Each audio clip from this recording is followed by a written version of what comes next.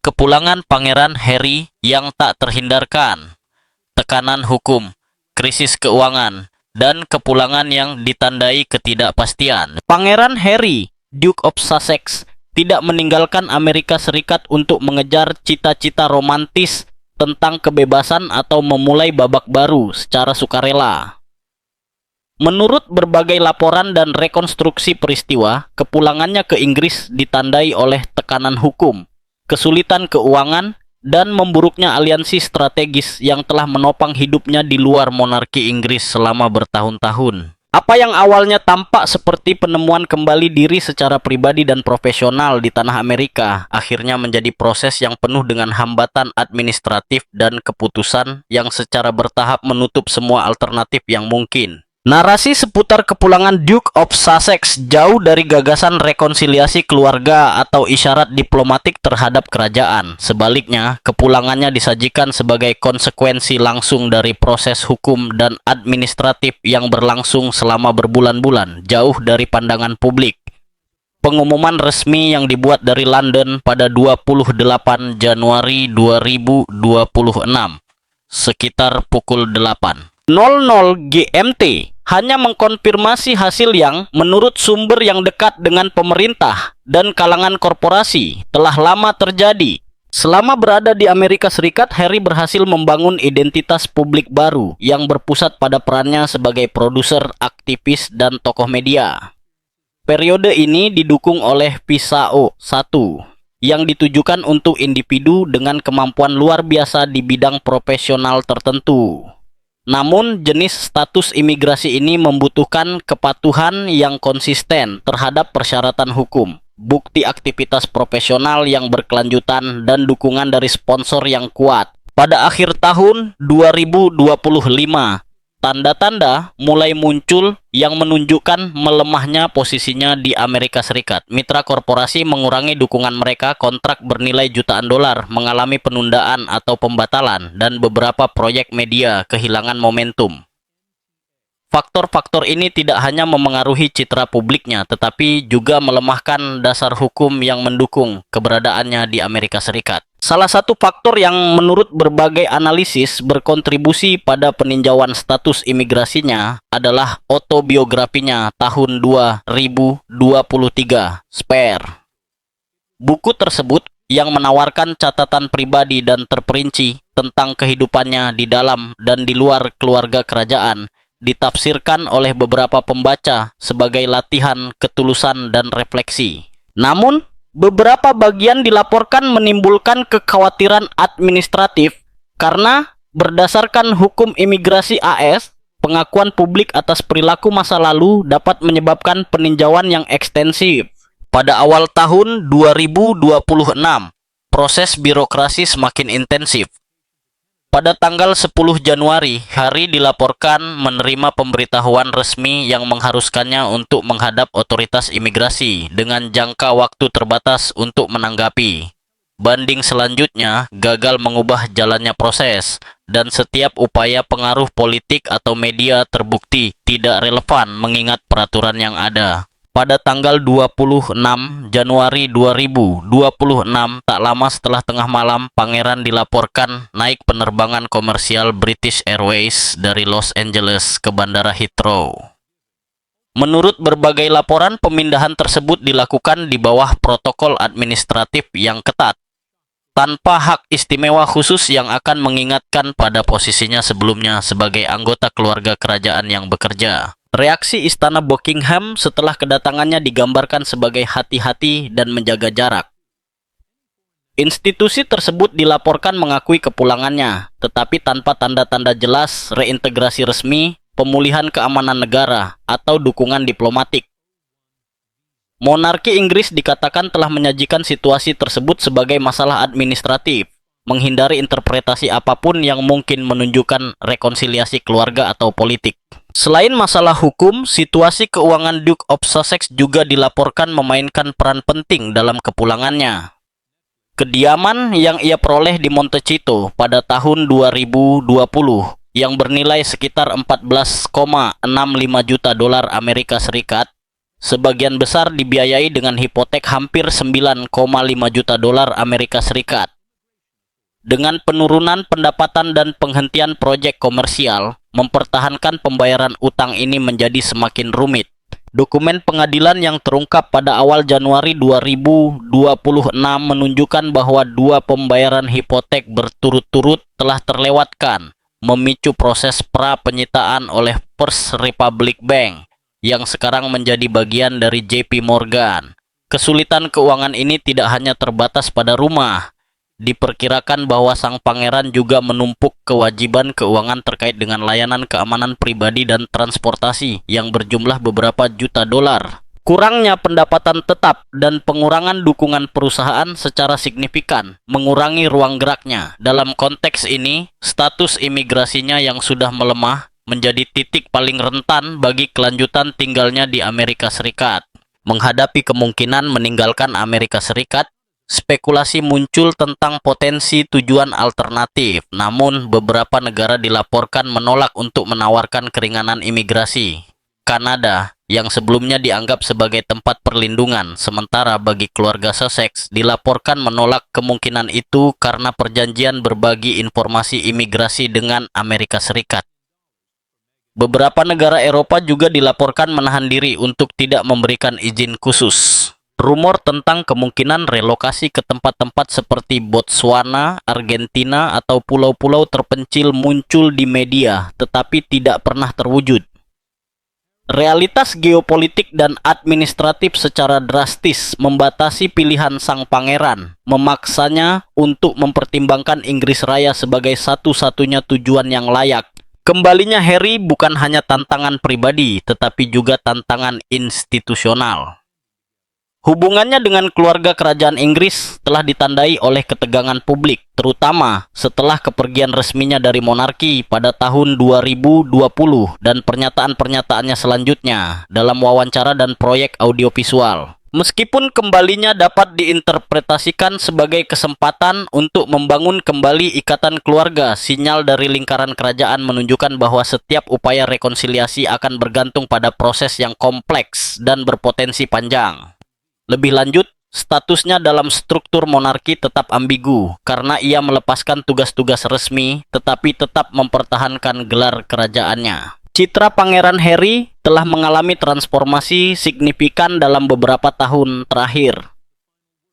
Dari yang sebelumnya dianggap sebagai sosok yang mencari kemerdekaan dan modernisasi dalam keluarga kerajaan, ia menjadi sosok yang dikelilingi oleh kontroversi, debat media, dan pertanyaan tentang keputusan pribadi dan profesionalnya. Kembalinya ke Inggris Raya menghidupkan kembali minat pers internasional dan membuka kembali diskusi tentang peran anggota keluarga kerajaan yang memilih untuk mundur dari institusi tersebut. Para analis percaya bahwa episode ini dapat memengaruhi persepsi publik tentang stabilitas monarki dan kemampuan para anggotanya untuk membangun karier independen tanpa dukungan institusional. Ketika Pangeran Harry menerbitkan Spare pada Januari 2023, buku tersebut disajikan kepada publik sebagai karya yang sangat intim, sebuah pengakuan emosional yang dimaksudkan untuk mengungkapkan kebenaran pribadinya setelah bertahun-tahun ketegangan di dalam monarki Inggris.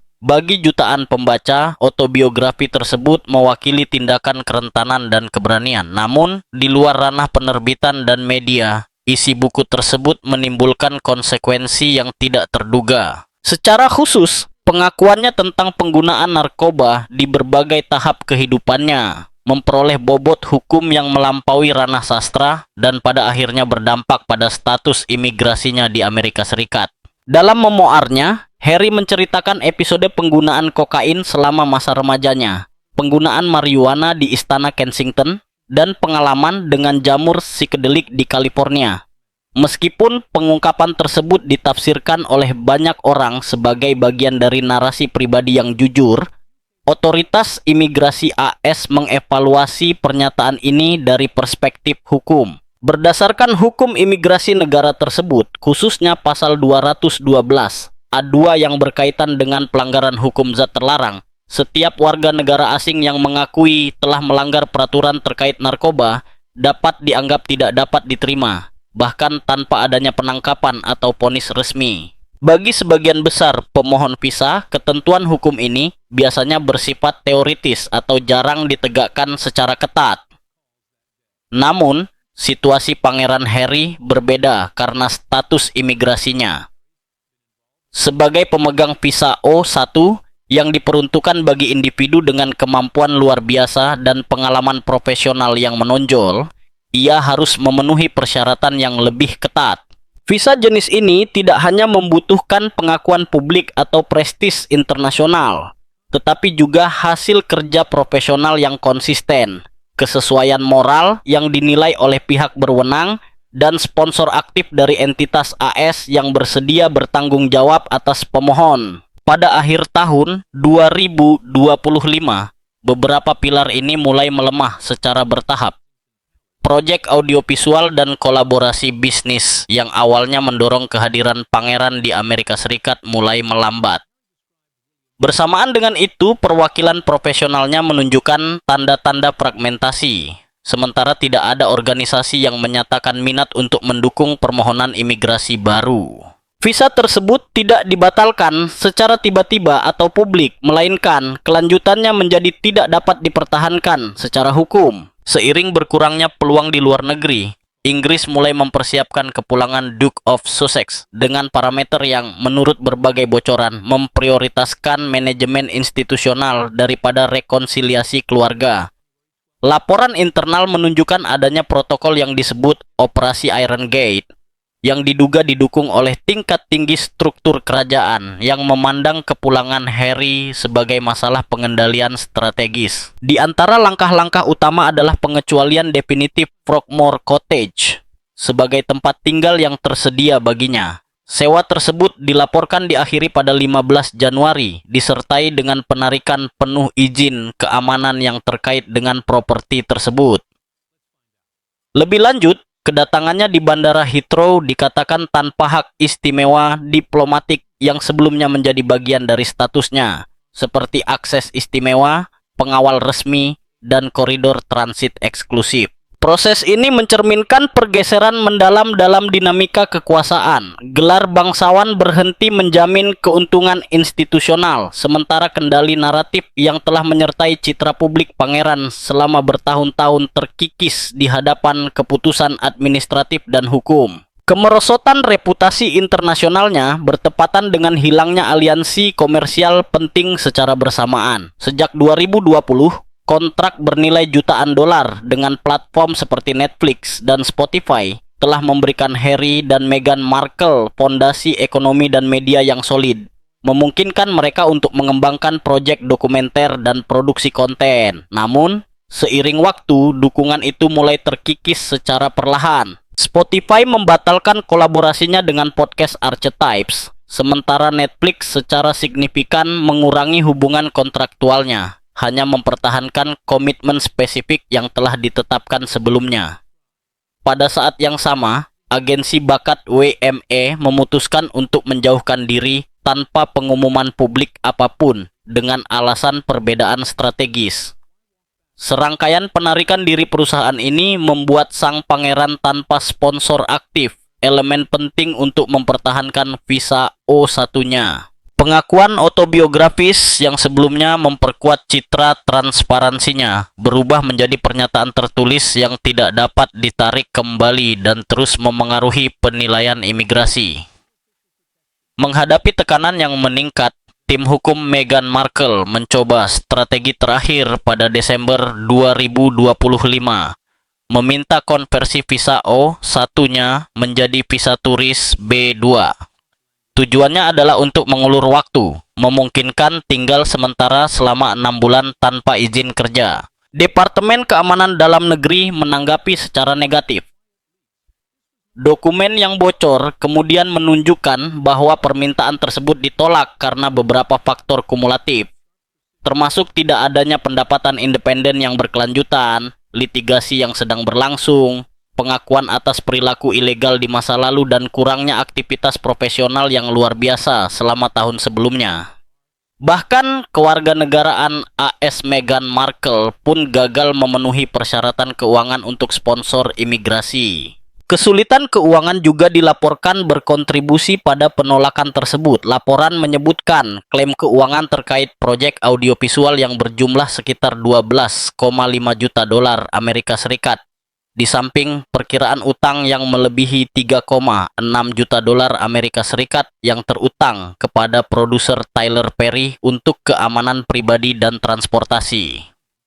Bagi otoritas imigrasi, indikator-indikator ini menggambarkan ketidakstabilan keuangan yang tidak sesuai dengan standar yang dibutuhkan. Seiring berjalannya proses pemindahan administratif, pilihan geografis sang pangeran semakin berkurang.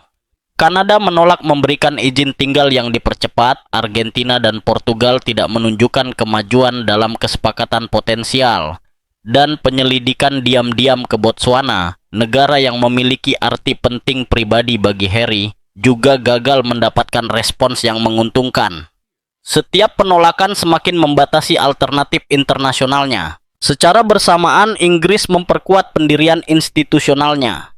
Bocoran terkait operasi Iron Gate menunjukkan koordinasi antara berbagai departemen pemerintah dan anggota senior keluarga kerajaan. Menurut laporan ini, Pangeran William dan Putri Anne sepakat pada prinsip dasar untuk menghindari perlakuan istimewa dan membiarkan setiap proses berjalan di bawah peraturan standar Kementerian Dalam Negeri. Kepulangan sang pangeran, menurut sumber yang dikutip, terjadi tanpa kemeriahan publik. Gerbang kediamannya di Riven Rock, California, dibuka sebentar untuk memungkinkan kepergiannya di bawah pengawasan federal. Langkah tersebut digambarkan sebagai langkah yang halus namun pasti, mencerminkan transisi dari kehidupan yang didukung oleh pengaruh media ke kehidupan yang diatur oleh persyaratan hukum yang ketat. Sore hari tanggal 26 Januari 2026 menandai titik balik penting dalam kehidupan Pangeran Harry. Kediaman Montecito di California, yang selama bertahun-tahun melambangkan upayanya untuk mandiri dan menemukan jati diri baru setelah melepaskan tugas kerajaannya, berhenti menjadi tempat perlindungan dan menjadi pusat krisis keuangan, hukum, dan pribadi.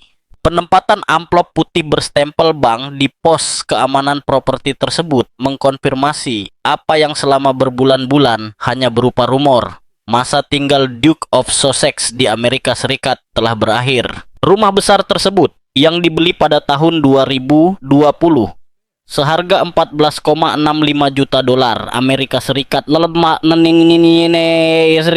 telah menjadi tidak berkelanjutan secara finansial jauh sebelum dokumentasi resmi mengungkapkan situasi tersebut. Menurut catatan Kabupaten Santa Barbara, pembayaran hipotek telah ditangguhkan pada September 2025. Untuk sementara waktu, pasangan tersebut berhasil mempertahankan stabilitas berkat dukungan pribadi, termasuk bantuan keuangan dari produser Tyler Perry, yang dilaporkan memberikan lebih dari 3,6 juta dolar Amerika Serikat untuk keamanan dan akomodasi. Namun, ketika kontrak media mulai dibekukan dan sponsor menghilang, dukungan itu berubah menjadi beban keuangan yang tidak berkelanjutan. Di kantor-kantor perusahaan di Los Angeles, penasihat keuangan dan hukum mulai memahami bahwa situasinya bukan hanya masalah ekonomi, tetapi juga simbolis. Sementara pengacara imigrasi mencoba memperpanjang tenggat waktu yang semakin singkat, Meghan Markle memulai reorganisasi strategis struktur profesionalnya. Pada 20 Januari 2026, merek dagangnya telah didaftarkan secara eksklusif atas namanya. Rekening keuangannya direstrukturisasi dan representasi bisnisnya dimodifikasi secara diam-diam. Para penasihat menyarankan untuk mengadopsi pendekatan yang terkendali, menghindari konfrontasi publik yang dapat memperburuk situasi. Pergeseran itu menjadi jelas ketika Harry menyadari bahwa diskusi telah digantikan oleh keputusan yang tidak dapat diubah. Pada malam 24 Januari, menurut sumber yang dekat dengan pasangan itu, pangeran mengemas barang-barangnya sendiri. Sebuah koper utama dan 2 tas perjalanan tanpa rencana bersama dengan istrinya. Kediaman Montecito berhenti berfungsi sebagai rumah bersama dan mulai diperlakukan sebagai aset keuangan dalam proses penyitaan. JP Morgan memulai proses penyitaan, menghilangkan ruang untuk negosiasi. Pertukaran terakhir pasangan itu dilaporkan berlangsung tenang dan hampir sepenuhnya administratif. Meghan, menurut sumber, mempertahankan pendekatan pragmatis berfokus pada stabilitas anak-anaknya, pendidikan mereka yang berkelanjutan, kewarganegaraan AS mereka, dan masa depan karirnya. Keputusan tersebut melibatkan pemisahan geografis dan strategis. Dia akan pergi, sementara dia akan tetap tinggal di Amerika Serikat. Dalam upaya putus asa untuk mempertahankan sebagian aset keluarga, Harry mencoba untuk mentransfer sebagian hak kepemilikan atas kediaman tersebut. Namun pembatasan hukum segera mencegah hal ini karena properti tersebut sedang dalam peninjauan keuangan. Pada pukul 8.06 pagi keesokan harinya, agen federal tiba dengan perintah pengusiran yang hanya memberi waktu 24 jam untuk mengosongkan properti tanpa kemungkinan banding. Apa yang terjadi selanjutnya adalah kepergian yang sangat biasa. Harry meninggalkan kediamannya dengan mobil SUV sewaan melewati lalu lintas Los Angeles tanpa pengawal atau protokol diplomatik. Di Bandara Internasional Los Angeles, LAX, ia menunggu dalam antrean seperti penumpang lainnya sampai beberapa pelancong mulai mengenalinya. Ia menjalani pemeriksaan keamanan standar, melepas sepatunya, bagasinya dipindai, dan menghadapi bisikan yang semakin ramai dari mereka yang memperhatikan kehadirannya. Malam itu juga, ia naik penerbangan British Airways BA268 ke London. Meskipun ia bepergian di kelas 1, ia benar-benar sendirian, tanpa asisten, pengawal keamanan atau perencanaan seremonial. Saat pesawat melintasi Atlantik, gerbang di Montecito tetap tertutup. Rumah itu tidak mengadakan perpisahan atau ritual apapun, hanya dokumen yang mengesahkan keputusan keuangan dan hukum yang telah dibuat. Proses penyitaan terus berjalan. Kasus imigrasi sedang diselesaikan dan perjanjian hak asuh keluarga mulai didefinisikan ulang. Setiap lembaga yang terlibat bertindak secara independen, namun semuanya bertemu pada hasil yang sama. Proses tersebut bukanlah tontonan media, melainkan serangkaian keputusan administratif yang berlangsung dengan cepat dan tepat. Kekuasaan institusional berkembang lebih cepat daripada narasi publik manapun, menggantikan hak istimewa historis dengan prosedur birokrasi. Saat pangeran kembali ke Inggris Raya, rumah tangga kerajaan mempersiapkan tanggapannya dengan kehati-hatian strategis. Pernyataan resmi yang dijadwalkan pada 28 Januari 2026 dan ditinjau secara pribadi oleh Putri Anne dan Pangeran William, disusun dengan bahasa yang terukur dengan cermat. Pesan tersebut menghindari penyampaian rekonsiliasi dan menekankan bahwa kembalinya Harry tidak boleh diartikan sebagai reintegrasi ke dalam struktur kerajaan, tetapi lebih sebagai konsekuensi dari keadaan pribadi dan hukum. Dalam konteks ini, apa yang disebut operasi gerbang besi berhenti menjadi rencana hipotetis dan menjadi protokol operasional. Frogmore Cottage secara permanen dihapus dari ketersediaannya sebagai tempat tinggal. Sewanya diakhiri pada 15 Januari dan sistem aksesnya dimodifikasi. Izin keamanan yang terkait dengan status kerajaannya dicabut tanpa pengumuman publik. Sementara sistem perbatasan Inggris mengklasifikasikan kembali pangeran sebagai warga negara biasa yang tunduk pada pemeriksaan standar. Pada 27 Januari 2026 di tengah hujan deras. London, penerbangan dari Los Angeles mendarat di Heathrow pukul 13.47 GMT. Tidak ada delegasi resmi atau protokol khusus. Ketiadaan upacara itu sendiri merupakan pesan institusional. Harry tidak kembali sebagai perwakilan monarki, tetapi sebagai individu penting yang berada di bawah pengawasan administratif. Sang pangeran tetap duduk saat penumpang lain turun, yang tentu saja menunda kepulangannya. Ketika akhirnya ia berdiri, ia melanjutkan perjalanan tanpa bantuan resmi, hanya membawa barang bawaannya. Di pos pemeriksaan imigrasi, namanya memicu peringatan pemeriksaan rutin. Seorang petugas meminta pengawasan, tetapi prosedur berjalan tanpa konfrontasi atau pertanyaan intensif. Di ruangan samping, ia menyelesaikan dokumen yang diperlukan, menandatangani formulir tanpa pengecualian diplomatik atau kekebalan khusus. Momen paling simbolis terjadi ketika ia mengisi deklarasi bea cukai. Nama yang tertulis di formulir tersebut tidak mencantumkan gelar atau referensi bangsawan, Henry Charles Albert David. Tanggal lahir, tempat asal, dan kewarganegaraan disajikan sebagai informasi administratif standar. Kepulangan Pangeran Harry ke Inggris pada akhir Januari 2026 tidak hanya menandai berakhirnya babak pribadi dan media, tetapi juga menunjukkan pengerasan sikap institusional dalam monarki Inggris. Jauh dari skandal publik atau konfrontasi terbuka, proses tersebut berlangsung dengan sikap strategis yang menunjukkan bagaimana kerajaan menangani krisis internal ketika merasa stabilitasnya dipertaruhkan. Menurut berbagai sumber yang dekat dengan keluarga kerajaan, Pangeran William memainkan peran penting dalam respon institusional terhadap situasi adik laki-lakinya.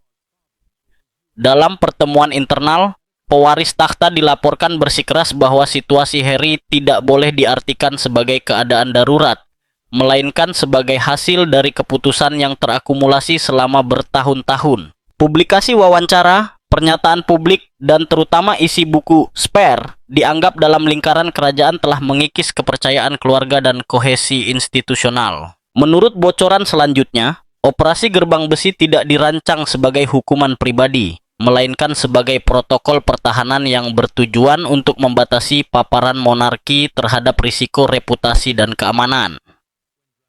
Dikembangkan di bawah pengawasan bersama Pangeran William dan Putri Anne, strategi ini mencakup langkah-langkah administratif, penghapusan saluran diplomatik khusus, pembatasan akses keamanan, dan penerapan kontrol imigrasi standar. Di antara ketentuan yang paling signifikan adalah pencabutan kode darurat yang terkait dengan perlindungan kerajaan dan pemblokiran sementara komunikasi resmi selama Harry kembali ke negara itu.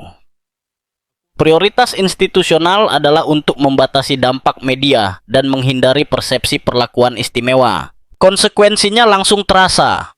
Sang pangeran mendapati bahwa ia tidak lagi memiliki akses ke kediaman yang secara historis terkait dengan hidupnya, seperti Windsor dan Highgrove. Mantan sekutu di lingkaran kerajaan memilih untuk diam, bukan karena permusuhan pribadi, tetapi lebih karena logika institusional yang bertujuan untuk melindungi stabilitas mahkota. Pesan dan panggilan tidak dijawab, mengungkapkan perubahan mendalam dalam struktur hubungan yang telah menopang posisinya selama beberapa dekade. Sementara itu, Meghan Markle memilih menjaga jarak secara strategis. Pernyataan yang dikeluarkan melalui tim komunikasinya hanya berfokus pada keberlanjutan usaha bisnisnya dan stabilitas anak-anaknya di Amerika Serikat, menghindari referensi langsung apapun terhadap imigrasi atau situasi pribadi suaminya. Keheningan publik menjadi elemen naratif yang kuat, menggantikan pernyataan yang pada waktu lain akan mendominasi agenda media. Tanpa pilihan akomodasi resmi, Harry meninggalkan Bandara Heathrow dengan taksi biasa, menempuh perjalanan di sepanjang jalan raya M4 menuju pedesaan Inggris. Bagi banyak pengamat, pemandangan itu melambangkan kontras antara masa lalunya sebagai figur yang dilindungi oleh protokol kerajaan dan status barunya sebagai warga negara yang tunduk pada aturan administrasi biasa. Pers Inggris bereaksi dengan cepat. Pada pagi hari tanggal 28 Januari 2026, ruang redaksi Fleet Street mengubah kembalinya pangeran menjadi peristiwa media besar. Tabloid menggambarkan kedatangannya sebagai kejatuhan publik daripada kepulangan keluarga. Foto-foto lama, episode kontroversial, dan kutipan dari autobiografinya ditafsirkan ulang dalam narasi yang menyajikan kisahnya sebagai kisah peringatan tentang risiko menantang monarki. Buku Spare, yang awalnya dianggap sebagai pengakuan pribadi, mulai dianalisis sebagai dokumen yang mencerminkan ketegangan struktural dalam keluarga kerajaan. Episode masa lalu seperti insiden yang melibatkan penggunaan alkohol dan ganja selama masa mudanya, masa tinggalnya di pusat rehabilitasi pada tahun 2002, dan kontroversi publik dari tahun 2000-an muncul kembali dalam debat media dengan pengawasan yang lebih kritis. Di dalam istana, prioritas bergeser dari melindungi citra pangeran menjadi menjaga legitimasi institusi. Sumber-sumber yang dekat dengan keluarga mengklaim bahwa William mengungkapkan kekecewaannya dalam pertemuan pribadi atas persepsi publik bahwa keluarga telah meninggalkan Harry. Menurut laporan ini, pewaris takhta tersebut menyatakan bahwa beberapa upaya rekonsiliasi telah dilakukan sebelum penerbitan memoir tersebut, sebuah momen yang menurutnya menandai perpisahan definitif antara kedua saudara tersebut. Putri Anne juga memainkan peran kunci dalam mengkonsolidasikan sikap tegas. Secara historis dikenal karena pendekatannya yang disiplin terhadap tugas-tugas kelembagaan. Ia dilaporkan menyarankan untuk menjaga jarak emosional dan memperkuat langkah-langkah keamanan setelah buku tersebut dirilis. Meskipun pengaruhnya jarang terlihat di depan umum, bobotnya dalam struktur istana diakui secara luas. Sementara itu, Raja Charles III mengambil sikap yang tenang. Keputusannya untuk tidak menanggapi secara publik atau campur tangan dalam konflik tersebut menimbulkan beragam interpretasi. Beberapa analis percaya bahwa raja berusaha mencegah situasi tersebut meningkat menjadi perselisihan keluarga di depan umum, sementara yang lain menafsirkan keheningannya sebagai penerimaan diam-diam terhadap strategi kelembagaan yang baru. Sementara itu, Meghan Markle terus memperkuat identitas profesionalnya yang independen. Merek dagangnya, American Riviera Orchard, secara resmi terdaftar di bawah kendalinya sendiri, memutuskan semua ikatan hukum dengan Harry. Sumber-sumber industri hiburan mengindikasikan bahwa strateginya berfokus pada penguatan posisinya sebagai tokoh bisnis dan media independen, memprioritaskan proyek-proyek individual dan menghindari kemitraan yang dapat menghubungkannya dengan kontroversi hukum atau keuangan. Menurut laporan yang dikumpulkan oleh media khusus, Duchess dilaporkan mendesak Harry untuk menyelesaikan masalah hukumnya sendiri. Meskipun tidak ada dokumen resmi yang mengkonfirmasi perpisahan formal, jarak publik dan profesional tersebut memicu spekulasi tentang masa depan pasangan itu. Sementara itu, Harry menetap di sebuah rumah sewaan sederhana di pinggiran Oxfordshire, hanya dilindungi oleh keamanan pribadi. Untuk pertama kalinya sejak kelahirannya, pangeran tersebut tidak memiliki tempat tinggal resmi, dukungan institusional, atau peran yang jelas dalam monarki. Barang bawaannya minimal, sebuah koper, sebuah laptop, dan sebuah telepon yang penuh dengan panggilan yang tidak terjawab. Transformasi citra publiknya berlangsung cepat. Narasi pangeran pemberontak kehilangan daya tariknya di media dan digantikan oleh narasi yang menggambarkannya sebagai sosok yang terjebak antara pengasingan dan upaya reintegrasi sosial. Bersamaan dengan itu, otoritas AS menganggapnya tidak memenuhi syarat berdasarkan peraturan imigrasi tertentu yang mempersulit potensi kepulangannya ke negara tersebut. Keseimbangan kekuasaan dalam monarki juga mengalami perubahan signifikan. Analis politik dan pakar kerajaan sepakat bahwa Pangeran William telah mengambil peran yang semakin operasional dalam manajemen institusional. Keputusan terkait keamanan, hubungan masyarakat, dan krisis internal mulai dipusatkan di Istana Kensington, mencerminkan transisi bertahap dalam kepemimpinan strategis kerajaan. Dalam konteks ini, Putri Anne memperkuat posisinya sebagai penasihat utama, memperkuat gagasan bahwa tugas institusional harus diutamakan daripada pertimbangan emosional.